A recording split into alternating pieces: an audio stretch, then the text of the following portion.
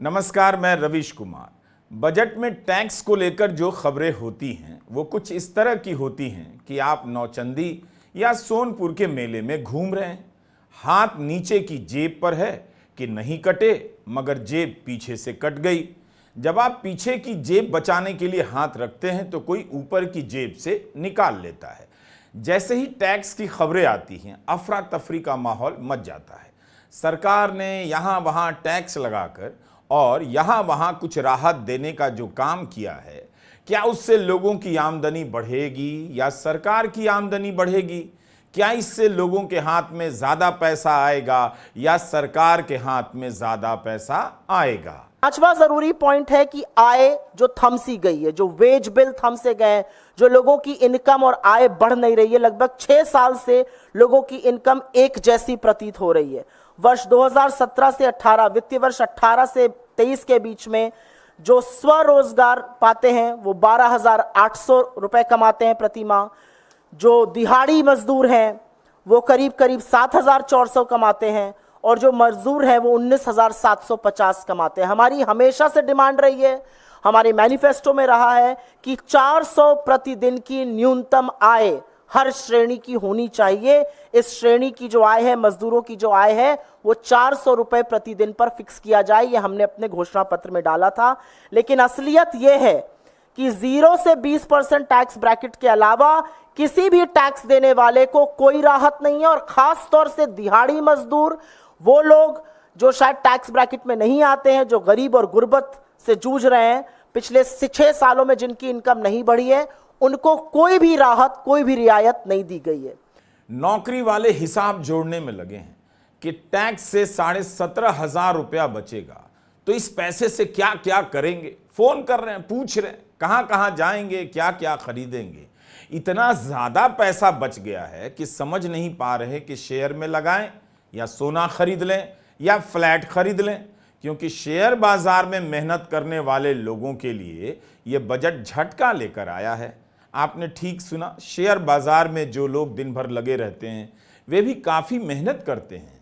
अब यह क्लास काफ़ी बदल गया है।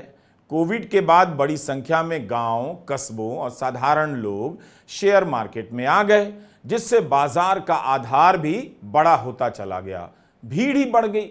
हमारे पास डेटा तो नहीं है कि इसमें कम मात्रा में कौन है और ज़्यादा मात्रा में कौन। बेशक एक तबका घोर पेशेवर और बड़े निवेशकों और खिलाड़ियों का है जो शेयर बाजार के मास्टर हैं, लेकिन bond, gold bond, equity mutual fund में पैसा लगाने वालों में आम लोग भी हैं जो इसलिए शेयर बाजार की तरफ भागे कि बैंकों में ब्याज दर घटने लगा, कमाई बढ़ नहीं रही थी, तो अपना पैसा बचाने के लिए, बढ़ाने के लिए शेयरों की तरफ भागे। अब सभी प्रकार के वित्तीय एसेट पर लॉन्ग टर्म टैक्स 12.5% कर दिया गया है। लेकिन इस फैसले से शेयर बाजार के हर खिलाड़ी पर एक समान असर पड़ेगा, कहना बहुत मुश्किल है।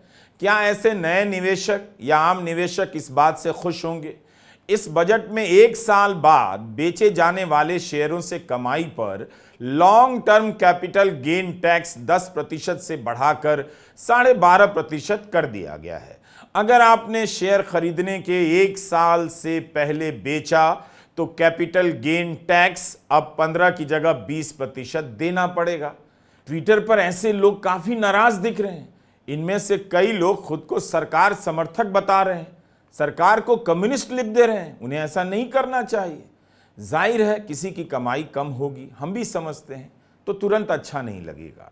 जिस तरह से ट्विटर पर इंडेक्सेशन टैक्स की आलोचना हो रही है, उससे लगता है कि ट्विटर पर ऐसे लोग ज़्यादा सक्रिय हैं जिन्होंने 2-3 फ्लैट खरीद रखे हैं, शेयर बाजार में काफ़ी लगा दिया है और खाली वक्त में ट्वीट कर राष्ट्रवाद का परचम लहराते हैं। लेकिन उन्हें मेरी बात समझनी चाहिए कि ये टैक्स भी तो उसी राष्ट्र के विकास के लिए है जिसके राष्ट्रवाद के नाम पर आप तूफान मचाए हुए हैं, हर गलत को सही ठहरा रहे हैं। ये लोग गुस्से में कह रहे हैं कांग्रेस को वोट दे देंगे, बताइए। लेकिन दूसरी तरफ और भी एक दूसरा क्लास है जो कांग्रेस अगर ऐसा फैसला करती तो खुलकर आलोचना करते, लेकिन अभी वे मोदी जी की साइड में दिखना चाहते हैं, इसलिए ट्वीट कर रहे हैं कि 12.5% टैक्स लग तो रहा है मगर बहुत ज्यादा नहीं है। इस तरह की भी बातें हो रही हैं। दरअसल अभी तक ये सरकार की तरफ से ये लोग जो नाराज हो गए हैं, किसी को ट्रोल करते थे, धमकाया करते थे कि आप राष्ट्र के विकास में योगदान नहीं दे रहे हैं, अब सरकार को ही ट्रोल करने लगे हैं। तो किसी को समझ नहीं आ रहा कि इनका करना क्या है। तो ट्वीट देखिए, इग्नोर कीजिए और हंसिए। अब देखिए, कॉर्पोरेट टैक्स में छूट दी गई, तब इन लोगों ने नहीं कहा कि उन्हें क्यों, हमें छूट दे दो। ये कॉर्पोरेट के लिए खुश हो रहे थे तब। ठीक है, 2019 में कॉर्पोरेट टैक्स घट गया, टैक्स संग्रह में पर्सनल इनकम टैक्स का हिस्सा बढ़ता गया और कॉर्पोरेट का हिस्सा घटने लगा। इधर इसकी आलोचना काफी हुई, लेकिन सरकार ने कॉर्पोरेट टैक्स में दी गई छूट वापस नहीं ली। तब भी नहीं ली, जबकि वो खुद मानती है कि इस टैक्स से कॉर्पोरेट का मुनाफा तो बढ़ गया, मगर कॉर्पोरेट ने नौकरी नहीं दी। लेकिन डंडा कहीं और चल गया। आम से लेकर खास निवेशक लपेटे में आ गए।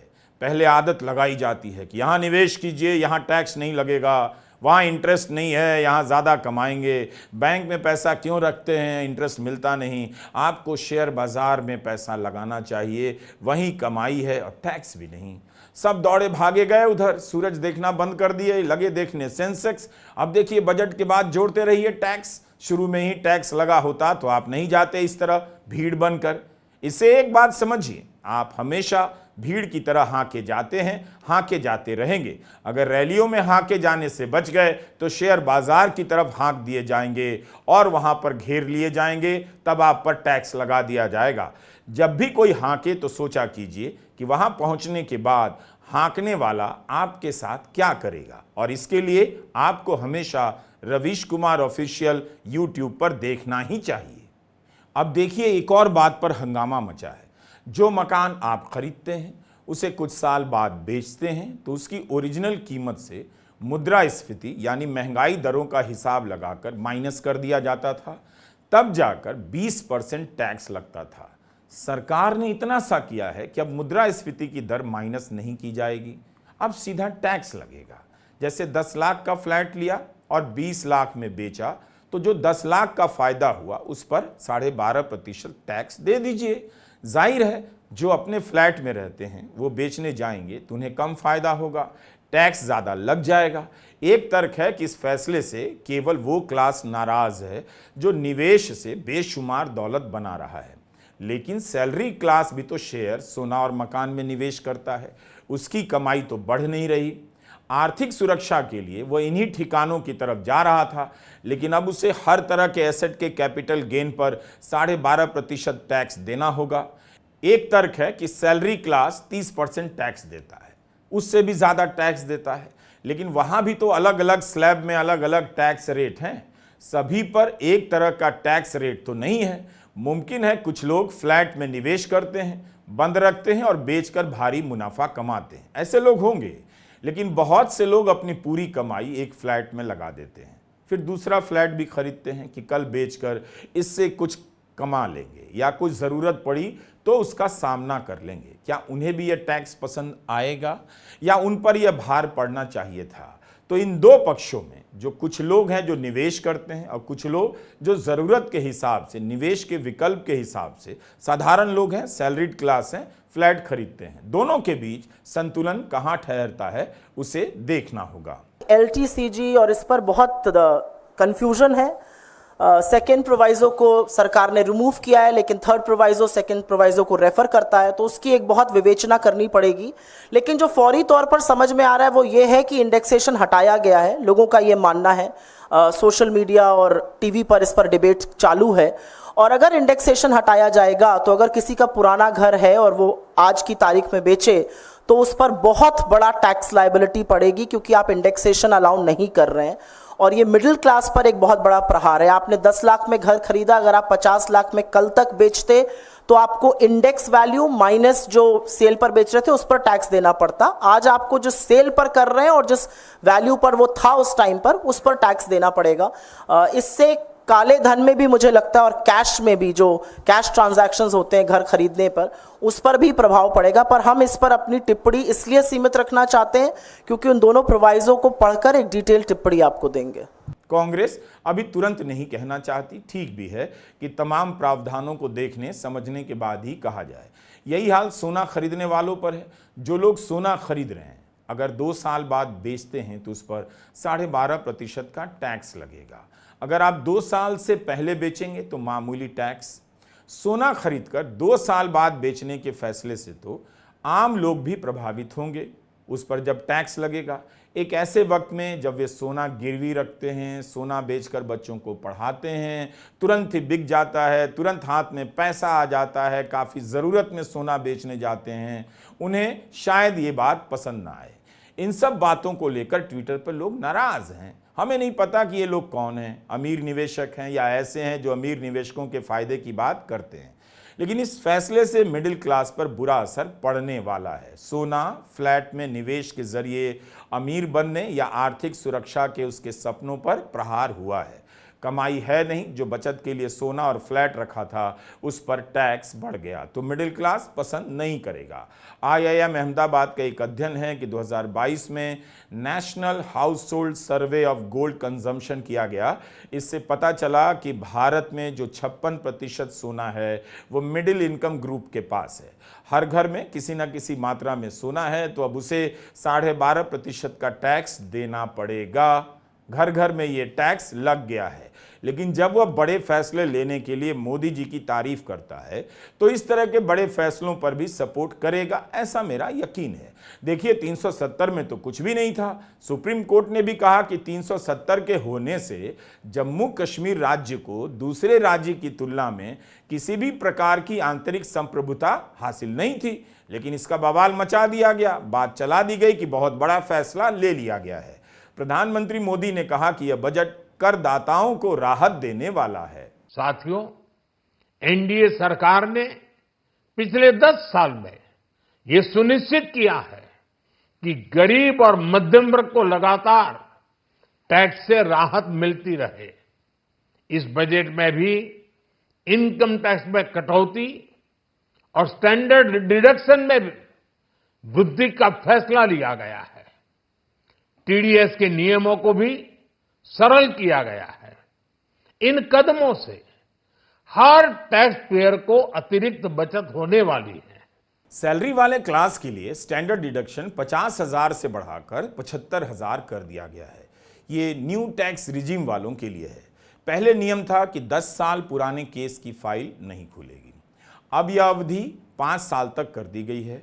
बजट में कहा गया है कि कोई निर्धारण वर्ष के समाप्त होने के 3 वर्षों के बाद केवल तभी फिर से खोला जा सकेगा जब निर्धारण वर्ष के समाप्त होने से लेकर अधिकतम 5 वर्षों की अवधि तक कर से छूट प्राप्त आय 50 लाख या उससे अधिक हो। साथ ही अब 6 साल से पुराने केस में सर्च नहीं की जा सकेगी।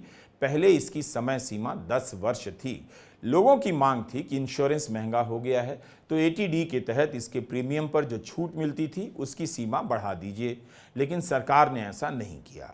इसके अलावा बजट में विदेशी कंपनियों पर टैक्स कम कर दिया गया है। 40 से 35% कर दिया गया ताकि विदेशों से पूंजी आए। अब यह मत पूछिएगा कि मोदी जी विदेश दौरे पर इसीलिए तो जा रहे थे। बताया जा रहा था कि इसीलिए जा रहे हैं कि विदेशी निवेश आए, तो आया नहीं क्या? जो विदेशी कंपनियों पर टैक्स घटा रहे हैं निवेश लाने के लिए, हर सवाल का जवाब मेरे पास नहीं है कि जब टैक्स घटाकर ही विदेशी निवेश लाना था तो मोदी जी ने इतने दौरे क्यों किए। लेकिन ये सवाल अच्छा है। विदेश यात्राओं पर इतना खर्च हुआ, उससे प्रभावित होकर ना विदेशी कंपनियां आईं ना विदेशी निवेश, वह भी काफ़ी घट गया है। मुझे पता है आप आत्मनिर्भर भारत के अभियान में काफ़ी व्यस्त हैं, लोकल चीज़ें बना रहे हैं, फिर भी आप तक खुशी की यह खबर पहुंच गई होगी कि विदेशी कंपनियों का टैक्स कम कर दिया गया है। आप लोगों को चीन से लड़ने के लिए फुलझड़ियां थमा दी जाती हैं, लेकिन आर्थिक सर्वे में कहा गया है कि चीन से कंपनियों को यहां आने के लिए प्रोत्साहित करना होगा और इसकी भी कोशिश की जानी चाहिए कि चीन से निवेश आए। वैसे भी बड़ी बहुराष्ट्रीय कंपनियां अपनी सहायक कंपनियों के सहारे यहां काफ़ी जम चुकी हैं, तो ऐसी कंपनियों को इसका लाभ नहीं मिलेगा। उन्हें उतना ही टैक्स देना पड़ेगा जितना पहले दे रही थी। लेकिन जो दूसरी कंपनियां आएंगी उनके लिए नई कालीन तो चाहिए। तो कंपनियों में ही देखिए कितने प्रकार के टैक्स हैं। जून 2024 की खबर है। RBI के अनुसार भारत में आने वाली शुद्ध FDI एक साल में 62% नीचे गिर गई, $10 अरब पर आ गई, जो 2007 के बाद सबसे कम है। आत्मनिर्भर भारत में केवल यही नहीं है कि आप ही आत्मनिर्भर बन जाएं, बल्कि यह भी है कि चीन की कंपनी यहां आए, यहां सामान बनाए, यहां से निर्यात करे, टैक्स छूट का लाभ ले और बदले में हमें आत्मनिर्भर भी बना जाए। पिछले महीने अरविंद सुब्रमण्यन और जोश फिल्मन के इंडियन एक्सप्रेस के लेख में लिखा था, कैसे मोदीनोमिक्स विदेशी निवेश को आकर्षित करने में असफल रही है। विदेशी होने पर कितना स्वागत होता है, आप हैं कि विदेशी सोच से मुक्ति में लगा दिए गए हैं। औपनिवेशिक सोच के खिलाफ आपको संघर्ष करना है, ये बताया जाता है हिंदी नाम रखकर, सड़कों और गलियों के नाम बदलकर। जी से जॉर्ज की जगह जी से गुड्डू लिखवाने में आप लगा दिए गए हैं। शेयर बाजार का चेहरा देखकर भारत की इकोनॉमी का चेहरा गुलाबी बताने वाले आज गुलाब के कांटे की तरह नुकीले नजर आ रहे हैं। ये बजट गठबंधन के लिए था, वो साध लिया गया। अब देखिए कितने ही बजट में पूर्वोत्तर सुनाई देता था, इस बार पूर्वोदय आ गया, नया आइटम। और पता चला कि पूर्वोत्तर के 8 राज्यों के बजट में मात्र 8 करोड़ की वृद्धि हुई है। अभी हम शिक्षा और स्वास्थ्य की बात नहीं कर रहे। काफी कुछ निकल कर आएगा, बजट पर बातें होती रहेंगी। उन लेखों से सावधान रहिए जिनमें बड़े बड़े सपने दिखाए जाएंगे, 10 में 10 नंबर दिए जाएंगे। ऐसे फ्रॉड हर बजट में इसी तरह के लेख लिखते हैं। 10 साल का लंबा दौर होता है, उसी से देख लीजिए। हर बजट में आपको राहत देने का दावा किया गया। आज आपकी आर्थिक स्थिति क्या है, बस इतने से ही आप पता कर सकते हैं। बड़ी खबर यह भी है कि सुप्रीम कोर्ट ने दोबारा नीट कराने से इनकार कर दिया है। नमस्कार, मैं रवीश कुमार।